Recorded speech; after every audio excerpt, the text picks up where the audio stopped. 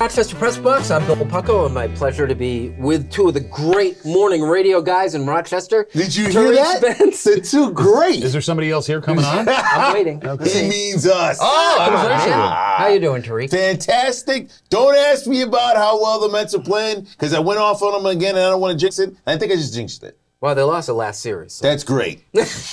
And Pat Duffy in a Toronto Blue Jays well, All-Star jersey. yeah, it's the Toronto All-Star 91 jersey. Roberto Alomar. It's not even a jersey. It's a batting practice pullover, which I love. By the way, weird letters, too, other numbers on the back. oh, yeah, no, that's the best part. I'm sorry, real quick. The stripe. We're just talking about the back. But the only thing worse than that is that forked four. okay, that's weird. That's really bad. But these numbers are beautiful. What's wrong with you? The negative space inside the numbers? Well, you know nothing about jerseys. Bizarre in the time. I hated it then. I'm not ashamed of that. I hated it then, but I like it now. I don't know what's happened to It's me. beautiful. I don't know Well, what to tell he's you. a trendsetter. So this is the week we're all talking about Shohei Ohtani All-Star Week and what's going to happen. It's not like, what we say here is going to make a difference and what's going to happen, but the whole idea fascinates me is this guy is so good that he commands top salaries in two things. He's so unique. Well, it's unbelievable. I just appreciate it. Well, it's an it factor. Here's what's so bizarre about it. Not just that he pitches and he hits, which basically nobody does that anymore. Basically. But They I mean, don't. they don't. But it's also the fact that if you were to pay him somewhere in the neighborhood of what they're throwing out there, 500 million, 750 million, who knows, whatever it is, you will get that back in about 3 or 4 years, maybe quicker, because he is just the guy people want to go see. And I don't know what market's going to get him. I get it. The East Coast got the toughest sort of pull here in the sense that he would prefer to be on the West Coast, prefer to be on in that side of town. But I'm hearing your guys. Yeah, I know you're going to get the coin and the Yankees, the history and the money, and both all in one spot. And I would love to see it happen. I'm not sure if it will. I'm not holding my breath. But let me just tell you this. This guy, second highest jersey in Major League Baseball. Everybody missed him during the All-Star game. I mean, this is must-see baseball at its best. Now, he's 29, which is right in the prime, so you're only going to get about maybe 4 or 5 years of this dual pitching and hitting till he becomes a complete hitter. But he is worth the money. I hate to say it, but if he stays healthy in 4 or 5 years, your gate is going to make that back. No, I don't disagree with him, especially depending on the market he shows up in. I mean, you look, he's an icon to an entire country and culture of people. And if you put him in a market with folks that are yearning for that, a place like New York, a place like Toronto, a place like Boston, you're right. I mean, you're going to make that money back immediately. But the impact he's going to have on your baseball team, it continues to blow my mind that the Angels arguably have the two best players of their generation on the same roster and cannot figure out how to get this done. It doesn't make any sense. Can I make one thing can we stop with this whole glorification of Trout? Like, I know he's a great player. He doesn't stay healthy. He doesn't play baseball. He doesn't show it in the postseason. And in baseball, it's very hard. You can be a great player. Ted Williams played for years. Sometimes you can be a great player, which he is. I'm not saying that. But this whole sort of like he's one of the best players in baseball, he never plays. And the Angels don't go anywhere. Getting back to Ohtani, I see a little bit of a Steph Curry thing in here and that he changed the culture of the way basketball was played. You don't think right now that people watching Ohtani, these guys that are coming up through the system, and there's a couple that have already talked about in the recent draft, who are going to try to play both ways, and that may become a real thing in the not-too-distant future. No, you're absolutely right. It already happened. The first overall pick in his first interview, they were asking if he was going to be a hitter and a pitcher. He said he's going to focus on pitching right now, but he wants to be a hitter. Yes, I think you hit that absolutely on the head. If I am a kid who is a teenager playing baseball right now, and my coach for years and years and years told me you got to pick one or the other, well, why? Look at what Ohtani's doing. When my coach playing basketball says you can't pull up 40 feet from the rim, well, why? Look at what Steph Curry's doing. I think you're absolutely right that we are 15 years away from seeing 10 to 15 players just like, not with his talent, but with the ability. Wow. Because we close off the segment, just opening day next season, where is he? Same question to you. City Field. Mets. Yeah, that ain't now look at the face. I couldn't say another team. Come on, I couldn't say another team. With what do you think? Judge problems, everything. Aaron Boone is not going to be their manager. Cashman may not be there either. It's going to be a reclamation project in New York, and he's going to be the face of that Yankees team. He should go to the Dodgers because they can offer the Angels the most on the other side. The Dodgers pay for everyone. My goodness, man. All the more reason to think that's where he's going to wind up. Plus, I mean, think how charming that team would be with Freddie Freeman, Mookie Betts, and Shohei Ohtani. I would watch a sitcom with that cast. We have the Rochester Press Box talking Buffalo Bills next.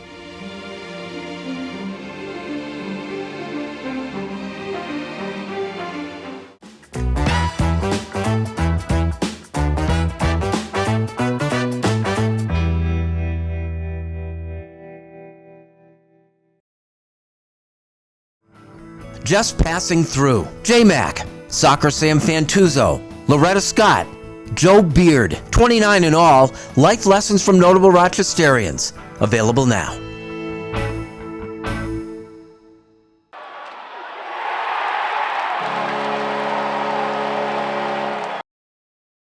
I have some travel books, Volume 1, Volume 2. You'll be able to get one of these books for free when you buy the new Volume 2 for only $14.95. Contact me at MikeTheGetawayGuy@gmail.com. Welcome back to Rochester Press Box, talking Buffalo Bills right now. Hey, training camp's not too far away. I thought where I'd direct this is as we head towards the end of July, what's your biggest concern with this team? My biggest concern is going to be what's going on in the defensive line. I mean, they made a couple of free agent signings, but they weren't splashes. They're guys that are going to play well in the system. My big concern is the blind spot that general manager Brandon Beane seems to have line-wise, both offensive and defensive. But if we're talking defensive right now, Boogie Basham, top 3-round pick, it doesn't look like he's going to be here much longer. A.J. Epinesa has been a bit of a disappointment after Von Miller went down last year. I love Greg Rousseau. Greg Rousseau's numbers were not the same, obviously, without having Von Miller across the way. It seems like unless they're bringing in free agents to fill gaps, they don't have the ability to run guys out there, and they run deep. They're doing constant rotations on that defensive line. I need to see the defensive line perform better to give Kyer Elam an opportunity at corner to blossom in what he is and give Tre'Davious White an opportunity to come fully back from that knee. The game being the way it is right now, very much offensively focused, though, it surprises me that your biggest problem's on the defensive side. I have no concerns with the Bills' offense. I've been saying this all off season long. Look, when you're going to roll the ball out with Josh Allen, Stephon Diggs, Gabe Davis, I'm expecting a bounce-back year from him. This could be the last year, whether he plays phenomenal or plays terribly. The Bills either can't afford him or may not want to pay him. Exactly, yes. I mean, this could be the last year you have these guys all together. You made some great, again, depth free agent signings as wide receiver. Not worried about the offense. Defensive line is what hurt them, I believe, the most last season, especially after Von went down. Figure it out. I think McDermott will be fine. I think McDermott taking over the defense, I think he'll just tighten it up. It's just the way he sort of plays. There are some concerns with subs and how depth and age, that also plays a very big role on the defensive end. It's a long NFL season. I think the biggest concern here is camaraderie. And I know you covered all the different things going in, but I want to see them all in camp together. It's very much easy to play fake, and I kind of like guys, I don't like guys, I'm into guys, I'm ready to go. You can't fake it when you're at training camp. You can't fake it that long. Allen is saying everything right. Diggs hasn't said too much. I got to see these guys out on a field together for 2 to 3 hours and really see if this team has camaraderie. If they don't, you have a problem. If they do, they play good. Look, I don't have to like you. You guys don't have to get along to play. Look, this team was not getting along, and they rattled off, 7 straight wins to finish the season before they lost that game against Cincinnati? This is long uncomfortable. I get uncomfortable. I get workplace. I get all of that stuff. Some stuff can simmer too long. Where was I going, Bill? The bickering Bills. Thank you. Exactly. The Bills did not get good and start going to Super Bowls until they hated each other. Like, people forget, Andre Reed, on his way home from games, was calling in sports talk shows to complain about what his quarterback and running back were doing during a game. That actually happened. Could you imagine, in a world of social media, what would happen if Stephon Diggs called up Chopin the Bulldog, who do the post-game show on GR from Buffalo, and started complaining about what Josh Allen was doing? That would be insane. So you're comfortable with the bickering, Bill? Yes. You're okay with people not liking each other? That talent level was so high. Okay, but you look at the talent level the Bills have now. Look, I know it's hard to compare eras, and you're right. You had 4 Hall of Famers on that roster just off the top of your head. However, Stephon Diggs is one of the best wide receivers in the league, as is Josh Allen. Your defense is stacked with guys that can make plays. But you're worried about? No, the defensive line I am. Yes. You don't have to like each other. You don't have to get along. Go out there and play football. Mine's on the defensive side, too. I think McDermott taking on the responsibilities as defensive coordinator is a major step back. Because he's the head coach. He has so many other things to think about. But you just mentioned before how important offense is. That camaraderie on that offense is that team. Let's be honest with you. Sure. They basically run that. If everybody's not on the same page, if everybody's not cohesive in this offense, you can get steamrolled very quickly. Okay, but here's the thing. The fact that you said the offense is key, I think plays into why Bill should be more worried. Offensive play callers that are head coaches have been more successful than defensive play callers that are head coaches, because once that we get to a 3rd and long, if I'm not calling the defense, I can start focusing on what I want to do offensively. If we're in 3rd and long and I'm Sean McDermott, I have to focus on that play that's happening. Andy Reid has an offensive coordinator. I mean, he's the offensive genius. He's still got a guy. McDermott doesn't have a guy anymore. It's been 5 months of this play of I don't like these guys. I don't feel comfortable. I won't show up at the camp. I will show up in the camp. When they get to camp, we will see, and you will every single day, how this feels. To his point, there's I can't remember who it was, but somebody on the radio, was a former player, analyst, has said that the most talented teams don't usually win. It's the teams that get along and play well together. Okay, but the Bills have been the definition of kumbaya the last 5-6 years. I told you I did not believe in culture. I am wrong. Which is great. You're 13-3, but at the end of the season, when things started to go haywire with Diggs, what happened? But that was only last year. They get blown out at home. But what about the 2 years before, right? Where you make it to the AFC Championship, you get blown out in Kansas City. Where you get to Kansas City and you have 13 seconds left with the lead and you're not able to pull it out. Look, the results haven't been there when they're getting along. So what's the difference at this point? So you don't believe in culture, but so you believe in chaos. I believe in culture. We all like chaos. As I love chaos. It's great for our show. Except when it comes to my Buffalo Bills. We are the Rochester Press Box. Like it or not is next.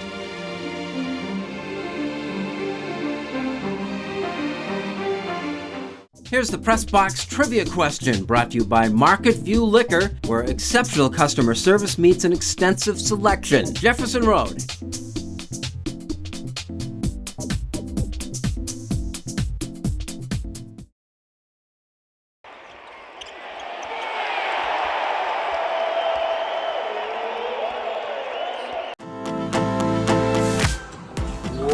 It's way up there. Hello again, Mike O'Brien, your getaway guy. I'm going to take you there. Kid-friendly getaways in Toronto? I've got them. Come along for the ride. Check out the Getaway Guy on Facebook.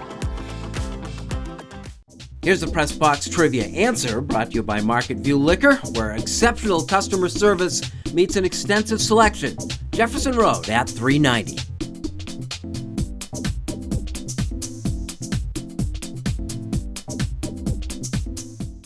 Welcome back. Thanks for joining us here on the Rochester Press Box. Our Like It or Not segment brought to you by Sport Clips.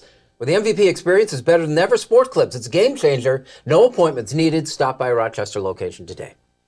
Like it or not, the recently completed Major League All-Star Game. Like the fact that the National League finally won. I think it took about close to a decade to get it there. I also like the fact that they're putting out different new stars. They need to start pushing their younger stars, guys that they don't see in very many markets. It's big. When you lose a guy like Shohei, it's big audience that might not be interested in, but we'll wait and see what happens. I'm not sure what the ratings are on it yet, but at least you got a pretty decent game. This was right in your wheelhouse, because I said one of the major complaints that they had about the All-Star Game were the uniforms. Oh my God. What are they doing blue on black? It's not a classic rock song, it's a uniform. Those things were... Give it 30 years and everybody will love it. Look, you're probably right. I always make fun of you stick in the mud baseball fans, which I'll also be doing in Unfinished Business, but for God's sakes, put them back in their uniforms. That's what's beautiful about the All-Star Game. Like it or not, the Home Run Derby. I did love the Home Run Derby, one, because they were in their uniforms. Two, I love the idea of putting mics on players while they're playing. And I get that you can't do it during a regular game because you have to pay attention. But whether it was the All-Star Game, the Home Run Derby was great. Mookie Betts at bat would have been a complete snooze had they not been interviewing his wife, giving Freddie Freeman a mic to talk to Mookie Betts, to watch them interact with each other. Bo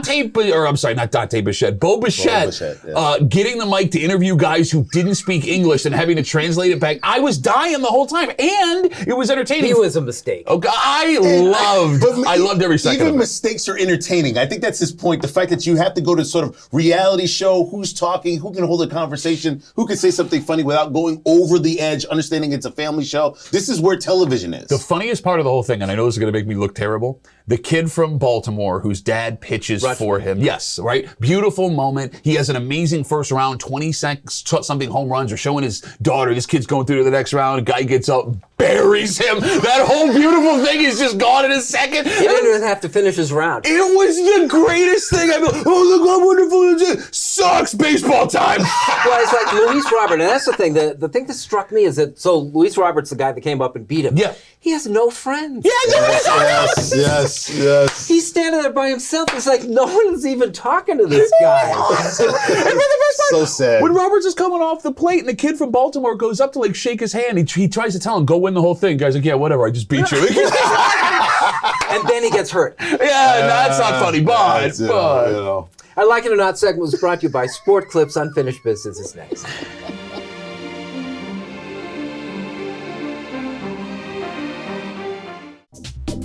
The Press Box Stat of the Week is being brought to you by McArdle's Restaurant in Fairport. Come home to McArdle's.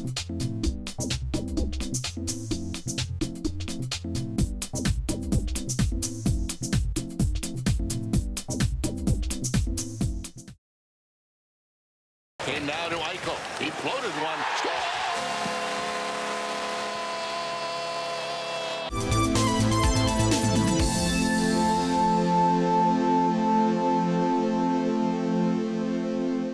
Welcome back. Thanks for joining us here in the Rochester Press Box. Our unfinished business is brought to you by the Genesee Brew House, your beer destination since 2012. Visit the gift shop, enjoy tasting at our pilot brewery, and dine at the pub-style restaurant at the Genesee Brew House. Unfinished business, Pat. I know I've said this before, but all of you diehard baseball fans that don't want to change anything, this message is for you. For you folks that watched the All-Star Game and the Home Run Derby and did not like the players mic'd up during the game, maybe talking to a guy who's behind the camera right now, what's wrong with you? It was arguably the most entertaining part of the game. Baseball's had a problem for a very long time. They don't have personalities, and when they do have personalities, either those personalities are awful and they're turning people off of the game, or they don't have the ability to broadcast them out to the fans. My favorite part of the All-Star Game on Tuesday night is when Freddie Freeman and Mookie Betts were mic'd up together, and you got to see what it's like being inside a clubhouse on an MLB team. They loved each other. They were charming. They were cracking jokes. I would watch a sitcom with those two guys doing things. You had a pitcher and batter mic'd up together at the same time. Two guys who didn't know each other. It was so uncomfortably awkward and amazing.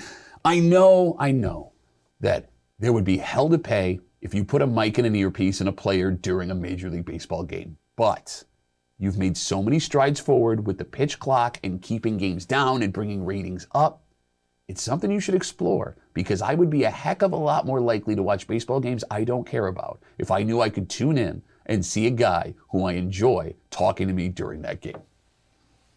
Watching games, what about Summer League? Who wants to watch that? Unless it's the number one pick, Victor Wembanyama, on a week after he apparently had an issue with a pop star. Now, this is what's so bizarre to me. Here is the number one pick in the NBA draft, already just landed in the country, and literally is following the word of his security. Just keep on walking. Don't look behind you. Just, stay safe. I'll take care of everything around it. Lo and behold, one day it happens to be a pop star and Britney Spears that gets caught with a don't touch him, don't go anywhere near him, turns into an assault charge. An assault charge that later got dropped about 6 or 7 days later with Victor Wembanyama telling his side of the story, which proved to be accurate, and the pop star, who everybody loves, proved to be inaccurate. Now, I find this to be very interesting in the sense that all I wanted to do was watch this kid play. He played 2 games and the Spurs said, you know what, sit down, take it easy. You had already a professional season. Let's relax and get ready for the regular NBA season. But I find it very interesting, the fact that everybody seems to just gloss over the fact he handled the press professionally. I mean, he's 19 years old and basically took on a pop star, told the truth, and everything got dropped. Look for it later. Maybe a couple months from now, the two will get together, have a photo, and have a kumbaya, and nobody will care. But I'm already interested on how Victor Wembanyama will handle the next big stressor that will come on the court as opposed to off. I've seen the future, and it was on display at the All-Star Games Home Run Derby. It didn't directly involve any of the 8 participants. This is about a name that you probably won't recognize. It's Alden Gonzalez. He's a Miami kid of Cuban descent. He dreamed of becoming a Major League Baseball player, despite the fact that he struggled to make his high school team.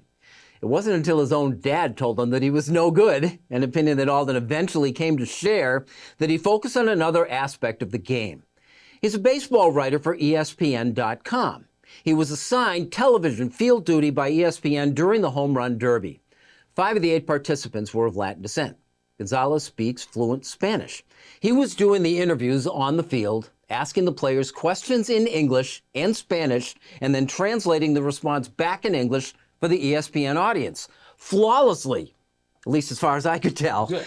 The whole interpreter thing is a little awkward. Old guard baseball journalists are not largely bilingual, and they don't come off looking good when painfully forced to speak with a Latin American athlete. Gonzalez is one of the real stars on the field that night. The thing is, the sports world is getting much smaller. Shohei Ohtani is without question the top baseball player. He's Japanese. Victor Wembanyama, the 19-year-old basketball sensation, is French. The best players in the sport hail from Serbia and Greece. Call it career insurance if you want. The ability to speak multiple languages has never been a more useful skill, on and off the field, and in all walks of life. That's our Unfinished Business, brought to you by the Genesee Brewhouse, and that is our show. I tell you, career advice on any level. Learn either Japanese or Spanish.